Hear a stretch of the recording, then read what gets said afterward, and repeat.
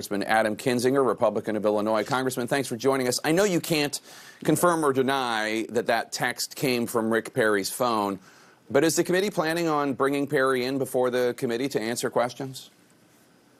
Well, I think if we do that, if we decide he's somebody we want to talk to, that he can provide information that, you know, one of the 300 other witnesses we've interviewed so far haven't, I think certainly that would be on the table. But here's an interesting thing, regardless of where that text came from, because I can't confirm or deny anything, is you look at, no matter all the numbers of texts that are coming out or what people have been saying, and you kind of get a peek into the window of their world.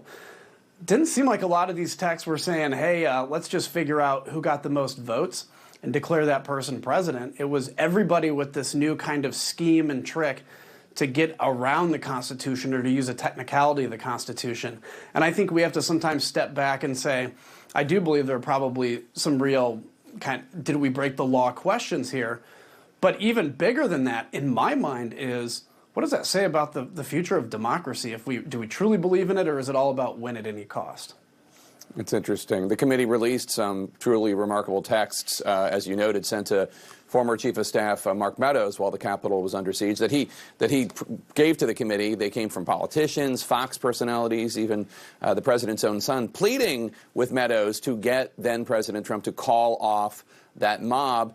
Explain to our viewers why these texts don't just make for dramatic reading, but are materially relevant to your investigation. Well, so it's materially relevant for a number of reasons. Obviously, we have a trail of Mark Meadows being aware now of what was happening at the Capitol. Not just, you know, maybe I knew, maybe I watched news, and everybody may know that that wasn't true, but you now have proof of it. People desperately pleading for him to get the president to be involved, because the president, for something like 182 minutes, nobody heard from him, nobody knew what he was up to, despite this being all over the news, and we know he watches the news. I also think it's important, particularly with the Fox News side of things, is they went on TV that night, some of those people, and said, this may be Antifa, this may be the FBI, and in the last 10 months have continued that narrative. So they had such a chummy relationship with the Chief of Staff of the President, and then in some of those texts said, this is making us look bad. Not this is making you look bad or America look bad. This is making us collectively in our movement look bad. And so for the next 10 months, they're going to go ahead and obfuscate. But that's why that's so important as well.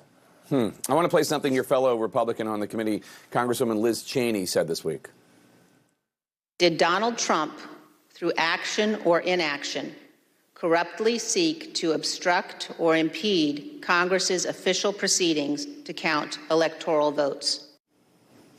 Now, in that question, she appears to be deliberately referencing the language in a criminal statute, quote, whoever corruptly obstructs, influences, or impedes any official proceeding or attempts to do so shall be fined or imprisoned not more than 20 years or both, unquote.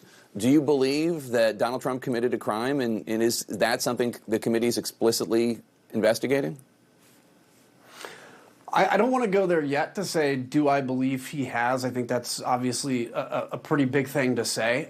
We want to know, though, and I think we'll, by the end of our investigation and by the time our report is out, have a pretty good idea. We'll be able to have out on the public record anything Justice Department needs, maybe in pursuit of that. Nobody, Jake, is above the law. Nobody.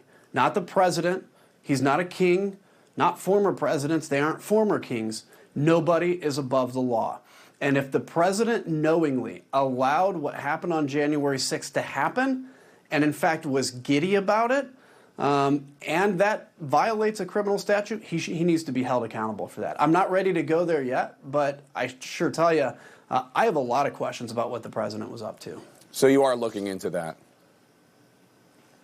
Yeah, we're looking at, so look, here's the thing with the report.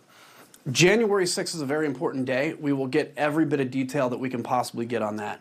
What I think, so that's important for the president's role, but what I think is almost more important is what led up to January 6th.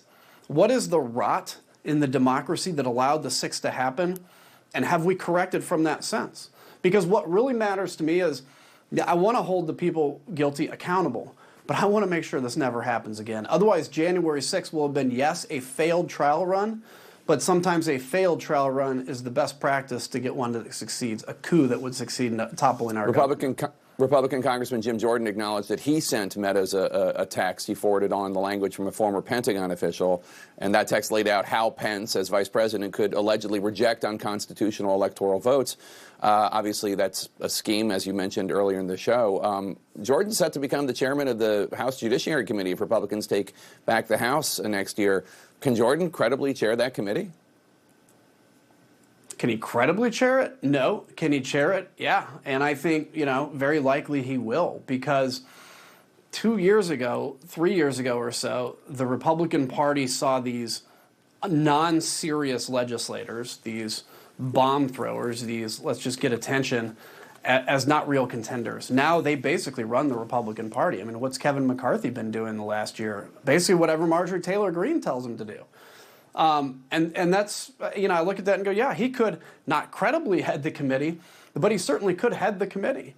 And look, as a party, and I say this to fellow Republicans, do you really think this is a winning solution for the future? Yeah, it may make you feel good because you're owning people and getting all angry and all that stuff. You think it's a winning thing for the future? I don't, but we'll see. Congressman Adam Kinzinger, thanks so much for being with us. Merry Christmas and Happy New Year to you and your growing family. Thank you, Jake. Back at you. Back to the breaking news this morning. Senator Joe Manchin, Democrat of West Virginia, saying he will vote no on President Biden's Build Back Better agenda.